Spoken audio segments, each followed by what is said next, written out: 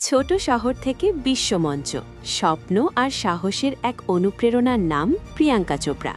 ২০০০ সালে তিনি জয় করেন মিস ওয়ার্ল্ড খেতাব, আর সেখান থেকেই শুরু তার আন্তর্জাতিক সফর।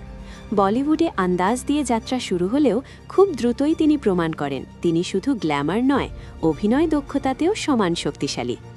ফ্যাশন ছবিতে দুর্দান্ত অভিনয়ের জন্য তিনি জিতে নেন জাতীয় চলচ্চিত্র পুরস্কার। বার্ফি, মেরি কম প্রতিটি চরিত্রে ছিল আলাদা চ্যালেঞ্জ, আর প্রতিবারই তিনি নিজেকে নতুনভাবে প্রমাণ করেছেন। শুধু বলিউডেই থেমে থাকেননি, হলিউড সিরিজ কোয়ান্টিকোতে অভিনয় করে তিনি আন্তর্জাতিক অঙ্গনেও জনপ্রিয়তা অর্জন করেন। পরে বেওয়াজ ছবির মাধ্যমে বড় পর্দায়ও নিজের উপস্থিতি জানান দেন।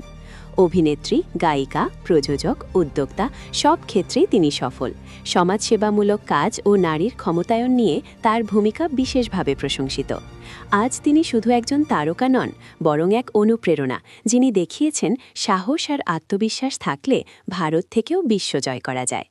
তোমার প্রিয় প্রিয়াঙ্কা চোপড়ার সিনেমা কোনটি? কমেন্টে জানাও। আমরা গল্প বলি স্বপ্নের, সংগ্রামের আর সাফল্যের, আর সেই গল্পগুলো পূর্ণতা পায় তোমাদের ভালোবাসায়।